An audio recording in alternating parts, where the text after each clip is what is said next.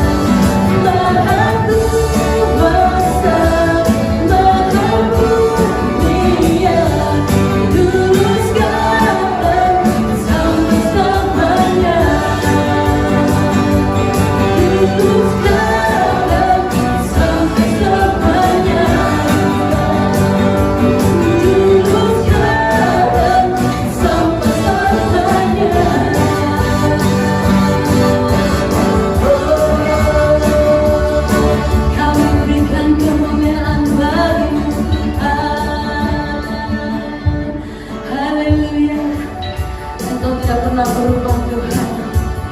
Kami berikan syukur, kemuliaan, dan hormat bagi Engkau Tuhan. Haleluya, haleluya, haleluya, haleluya. Lebih lagi Tuhan, kami menyembah Engkau dalam kebenaran. Bersama Tuhan, kami dapat melewati semua perkara, dan apapun persis pergumulan dan bentuk tentangan kehidupan kami. Kami percaya Engkau tidak pernah meninggalkan kami.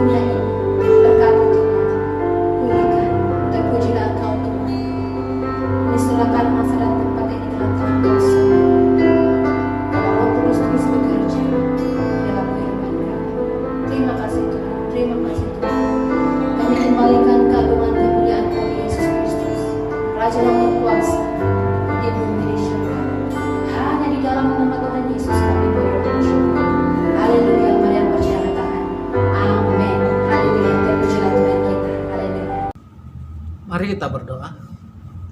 Bapa kami yang di surga, dikuduskanlah namamu. Terima kasih atas penyertaan Tuhan sehingga kami boleh mengadakan acara ibadah kami pada pagi ini.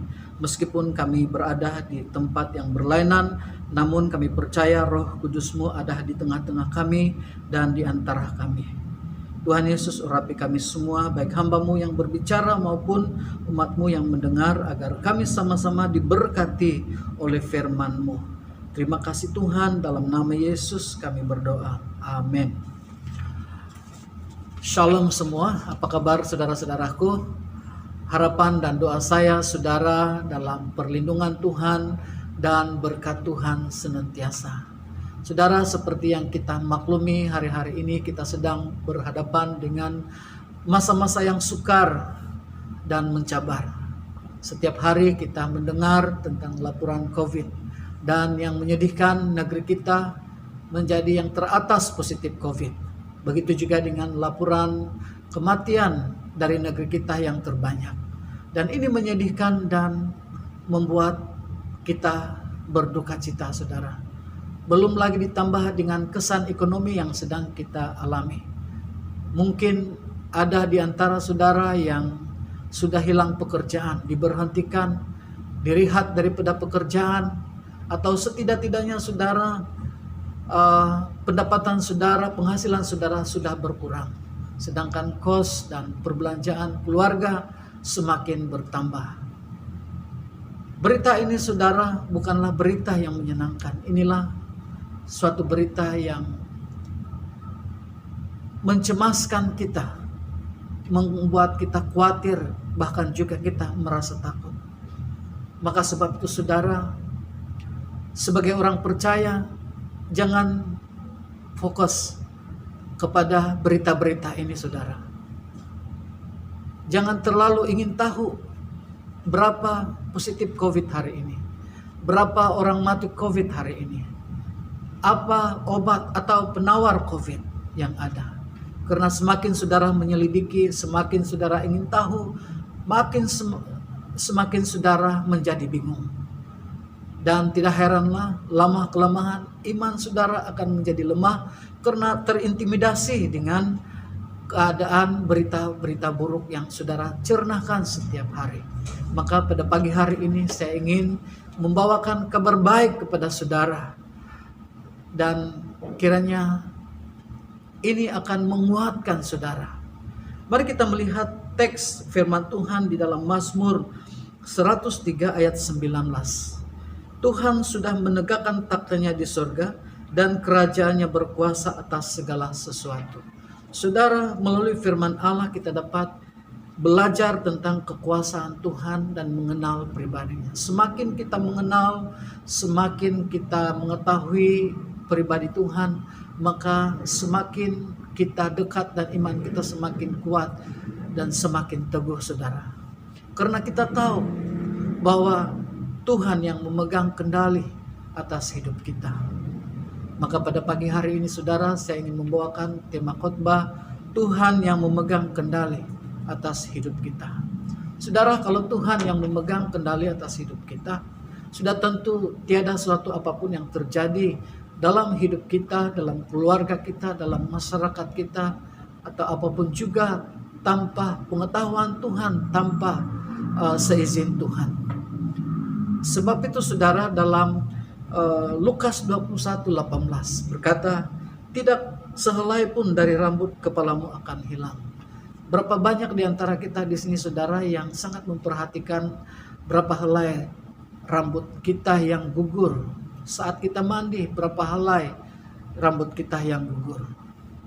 Tapi tidak demikian dengan Tuhan. Tuhan sangat prihatin. Tuhan sangat memperhatikan hal-hal yang sangat kecil di dalam hidup kita. Yaitu rambut kita pun Tuhan perhatikan. Saudara, bukan berarti rambut kita tidak akan gugur saudara. Tapi firman Tuhan ini berbicara tentang perhatian Tuhan yang sangat luar biasa dalam hidup kita. Bahwa tiada sesuatu yang sekecil apapun yang Tuhan tidak perhatikan dan Tuhan tidak peduli. dan tiada suatu apapun kejadian sekecil apapun yang yang terjadi di luar kehendak Tuhan dan izin Tuhan.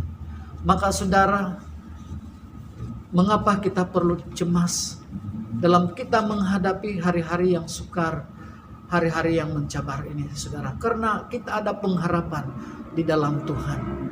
Dalam Lukas 12 ayat 6 juga berkata, bukankah burung pipit dijual 5 ekor 2 duit? Sungguh pun demikian, tidak seekor pun daripadanya dilupakan oleh Tuhan. Bagi orang yang menanam padi, pipit ini adalah musuh mereka, karena pipit inilah yang akan memakan habis padi mereka kalau tidak dihalau. Tapi tidak demikian dengan Tuhan, saudara. Tuhan memelihara, Tuhan ingat, meskipun hanya burung pipit saja, saudara. Saudara lebih daripada burung pipit, saudara. Kalau Tuhan Yesus sanggup mati di kayu salib buat saudara, maka sudah pasti Tuhan sanggup untuk menolong saudara. Tuhan siap untuk menolong saudara, karena saudara lebih berharga dari burung pipit. Dan Tuhan mengasihi saudara. Saudara yang dikasihi oleh Tuhan, Tuhanlah yang memegang kendali kita, hidup kita. Kalau Tuhan yang memegang kendali hidup kita, berarti Tuhan juga yang mengatur hidup kita. Kalau kita mau hidup kita dikendalikan oleh Tuhan, maka ada bahagian yang harus kita lakukan. Dalam Mazmur 37 ayat 5 berkata, serahkanlah hidupmu kepada Tuhan dan percayalah kepadanya dan Dia akan bertindak. Dalam terjemahan bahasa Malaysia, Ia akan menolongmu. Jadi saudara yang dikasihi oleh Tuhan, kalau saudara mau diatur oleh Tuhan, hidup saudara mau dikendalikan oleh Tuhan, maka bahagian saudara dan saya ialah harus percaya kepada Tuhan, percaya kepada firman-Nya, dan menyerahkan hidup kita kepada Allah sungguh-sungguh. Ketika kita menyerahkan hidup kita kepada Tuhan, berarti kita mengizinkan Tuhan melakukan kehendak-Nya di dalam hidup kita. Dan apalagi bahagian kita yang lain, saudara, kalau kita mau Tuhan yang mengendalikan hidup kita atau mengatur hidup kita. Dalam Amsal 16 ayat 3 berkata, serahkanlah perbuatanmu kepada Tuhan, maka terlaksana segala rencanamu. Maka saudara, mulai hari ini, apapun yang engkau rencanakan, jangan lupa ikut sertakan Tuhan. Apapun yang engkau kerjakan, engkau lakukan, ikut sertakan Tuhan. Jangan lupa berdoa, minta hikmat dan kebijaksanaan dari Tuhan. Saudara yang dikasihi oleh Tuhan, karena Dia Allah yang berkuasa, Dia Allah yang berdaulat. Kejadian 17 ayat 1 berkata, ketika Abram berumur 99 tahun, maka Tuhan menampakkan dirinya kepada Abram dan berfirman kepadanya, akulah Allah yang maha kuasa. Hiduplah di hadapanku dengan tidak bercela. Saudara, Allah kita, Allah yang maha kuasa. Allah yang melakukan mukjizat. Allah yang melakukan perbuatan-perbuatan yang ajaib. Kalau saudara mau mengalami kuasa Allah, kalau saudara mau mengalami mukjizat Allah, maka ada lagi bahagian yang saudara harus lakukan, yaitu dengan hidup tidak bercela di hadapan Tuhan, dengan hidup benar sesuai dengan firman Tuhan. Dalam Yesaya 59 ayat 2, mari kita baca. Tetapi yang merupakan pemisah antara kamu dan Allahmu ialah segala kejahatanmu. Dan yang membuat dia menyembunyikan diri terhadap kamu sehingga ia tidak mendengar ialah segala dosamu. Firman Tuhan jelas, yang memisahkan kita dari Allah ialah segala kejahatan kita, segala perbuatan kita yang tidak berkenan dan tidak memuliakan Tuhan. Dan yang membuat Tuhan tidak mendengar doa kita ialah segala dosa kita. Maka itu saudara, kalau kita mau mengalami kuasa Allah, mukjizat Allah dalam hidup kita, maka mari kita hidup dengan tidak bercacat celah di hadapan Allah. Hidup sesuai dengan kehendak Tuhan, kebenaran firman Allah. Ketika kita hidup benar di hadapan Tuhan dan berkenan di hadapan Tuhan, maka saya percaya Tuhan akan menyatakan kuasa-Nya di dalam hidup kita. Saudara yang dikasihi oleh Tuhan,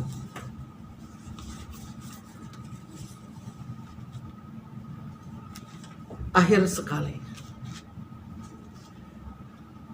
hari ini kita telah belajar dari firman Allah bahwa Allah yang memegang kendali atas segala sesuatu, termasuk hidup kita.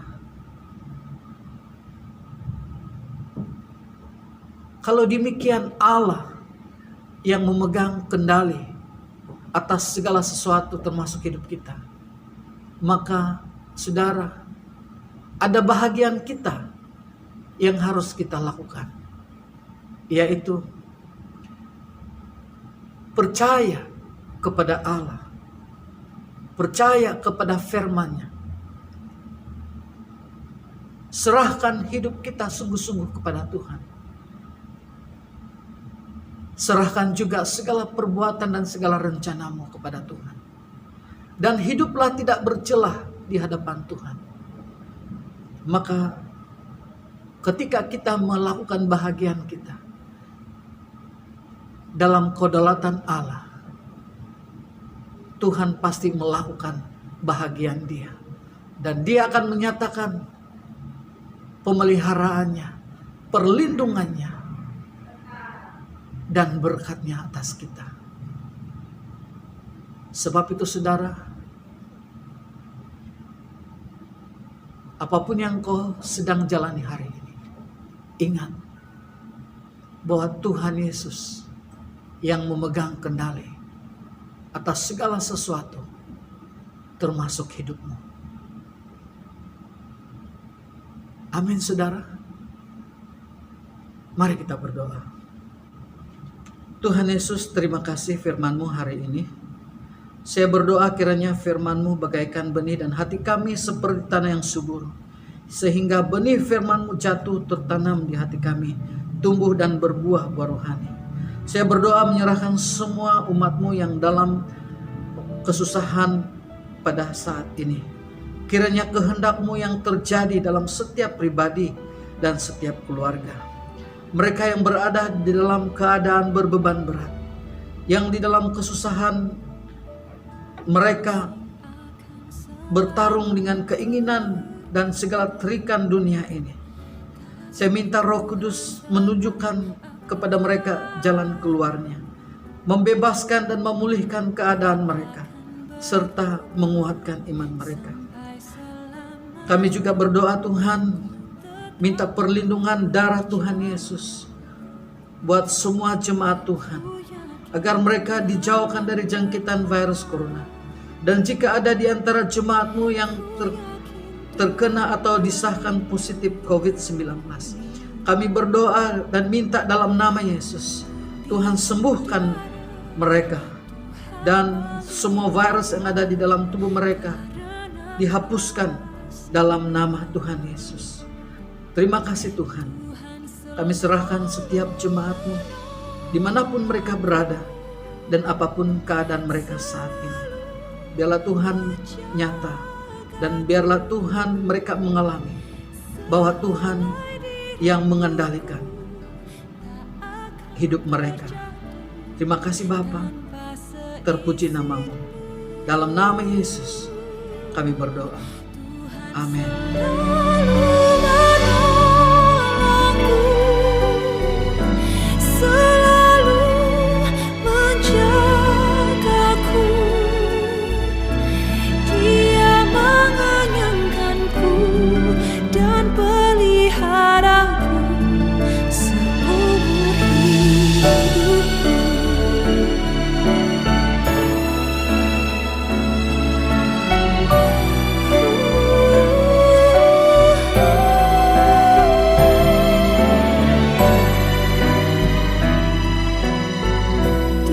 Selalu